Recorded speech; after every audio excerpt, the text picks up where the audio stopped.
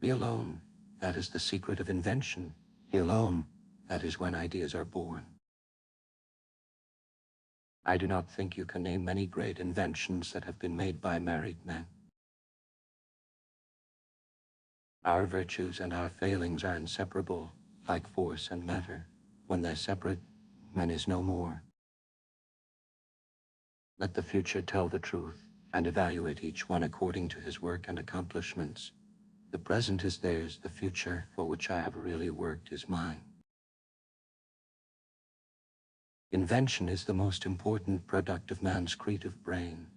The ultimate purpose is the complete mastery of mind over the material world, the harnessing of human nature to human needs. The gift of mental power comes from God, divine being, and if we concentrate our minds on that truth, we become in tune with this great power. My mother had taught me to seek all truth in the Bible. Most persons are so absorbed in the contemplation of the outside world that they are wholly oblivious to what is passing on within themselves. So astounding are the facts in this connection that it would seem as though the Creator himself had electrically designed this planet. Peace can only come as a natural consequence of universal enlightenment and merging of races, and we are still far from this blissful realization. The progressive development of man is vitally dependent on invention. It is the most important product of his creative brain.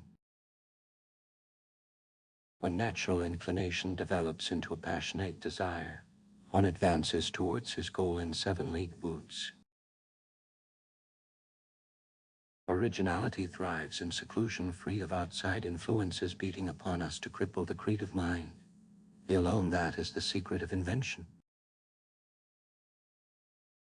Genius is its own passport, and has always been ready to change habitats until the natural one is found. One may feel a sudden wave of sadness and rake his brain for an explanation when he might have noticed that it was caused by a cloud cutting off the rays of the sun.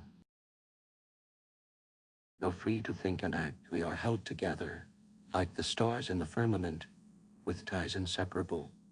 These ties cannot be seen, but we can feel them.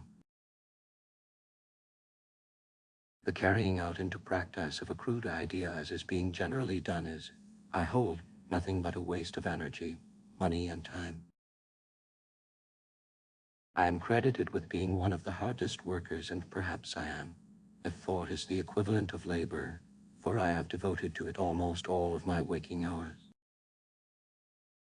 All that was great in the past was ridiculed, condemned, combated, suppressed, only to emerge all the more powerfully, all the more triumphantly from the struggle.